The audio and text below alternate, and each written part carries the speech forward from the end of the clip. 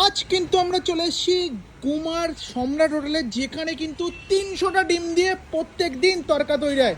চলুন এবার গিয়ে দেখা যাক যে 300টা ডিম ফাটিয়ে কিভাবে দাদা তরকা তৈরি করছে। কি দাদা, ডিম ফাটানো কি শুরু হয়ে গেছে? দেখুন, ওরে বাবা, অলরেডি তো ডিম ফাটানো শেষ। আজকে মোটামুটি কটা ডিম দিয়ে হচ্ছে?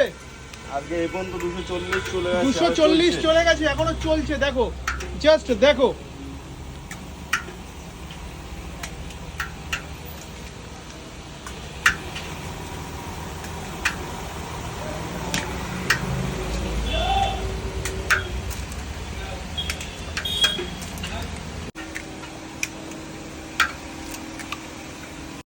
দেখো, গরম তেলের মধ্যে চলে যাচ্ছে পেঁয়াজ।